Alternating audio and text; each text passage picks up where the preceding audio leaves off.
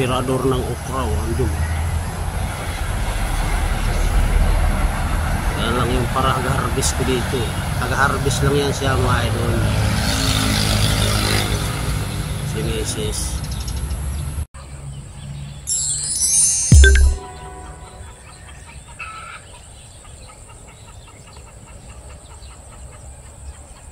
Ako taga-tanim, siya taga-harvest.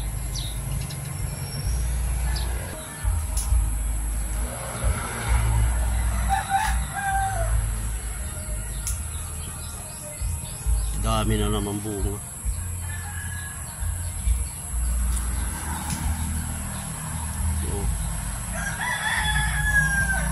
Sunod-sunod ang bunga ng okra.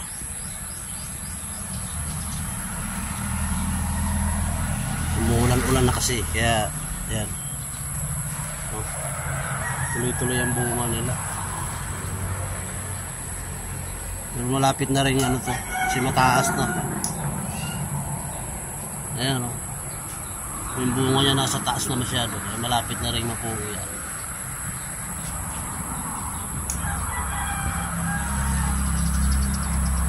Yan yung aking harvester na aking natanim dito, si Mrs. Siya na rin nagpipreso niyan. Binibinta na yan kasi marami masyado.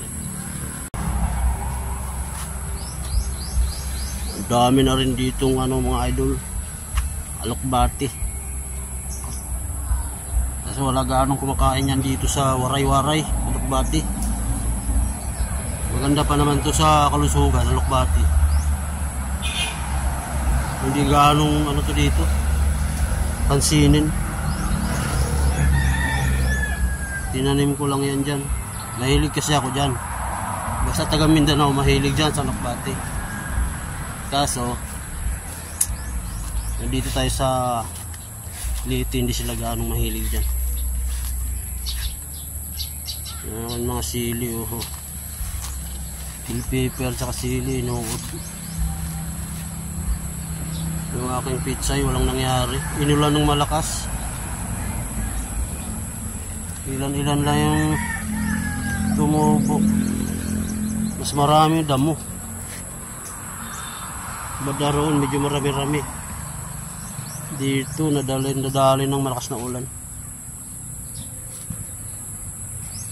Pati yung kamote, butas-butas yung dahon. Maraming ano ngayon, panahon ngayon, maraming uod. Pero yung ating kamuting kahoy, napapanginabangan na. Marami nang na-harvest dyan. Banda roon, halos paubos na. Sa bandang dulo na lang meron ng ating kamuting kahoy. Yung siling mahaba, paubos na rin, palipas na rin. Matanda na yung puno. Itong bell pepper mukhang ayaw rin sa ulan. Bansot.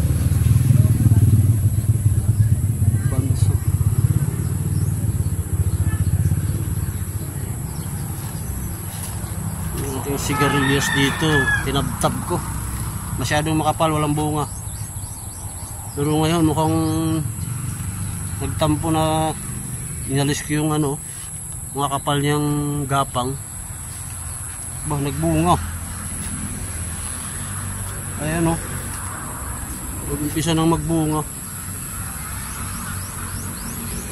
Pinutol ko, ang kapal-kapal, walang bunga.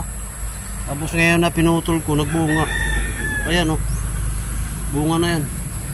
So kayo nandun o. Loko. Kung hindi pa putol-putulin hindi magbubunga. Ayan o, kapal o, tinambak ko dyan o. Dami santol dito mga idol. Hindi kaya ng kabataan akyatin. Kapal o. Para santol yan. Iblaga no, dami. Ganun din doon sa kabila. Yung mga kabataan kasi dito nangihingi. Mahirap naman paakyatin kasi may kuryente. Ayan o. Kita mo yung kuryente sa labat. Dugtong-dugtong pa yan. Kasi yan yung mga kuryente na yan. Pinutol-putol yan ni Yolanda, ng bagyo, Yolanda. Tapos dinugtong-dugtong lang yan. Lagyan ng electrical tape. Nakita mo yun sa may santol. Delikado yan. Baka yung pinagdugtungan dumikit dun sa nabalatan na eh. Tumatawid kasi yung electric mga idol sa mga buhay na puno. Ang daming hinog dun. Santol. Hindi ko... Pakarami na hinog mga idol. Santol. Pinapayagan ko lang umakyat dyan. Mga malalaki na. Hindi yung bata kasi nga may poste. Ayan yung poste yun. Nandyan yung wire na nakadip. Kaya pinasusungkit lang yun yung buhayan ng haba.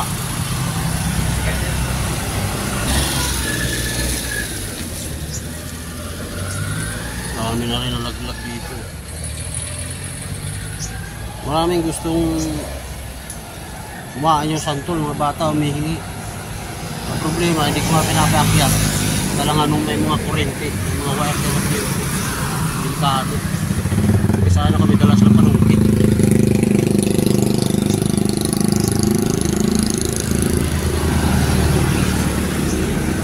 Marami na yan na-harvest yung message dyan.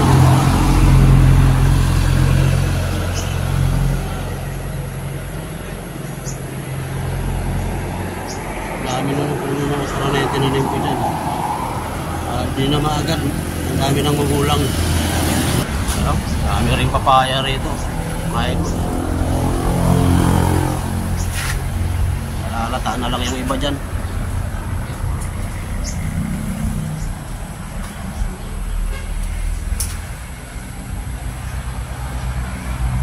Meron din ko ditong biyabano. Naglalaglagan lang. Saging, marami nang makakuha dito na saging. Ilang linggo lang. Marami na. Santol, ang di kayang ubusin ng kabataan. Taas na kasi, padelikado. Kita niyo yung wire, oh. Wala sa labat. Ayun. Dami niya na harvest. Bibinta niya yan.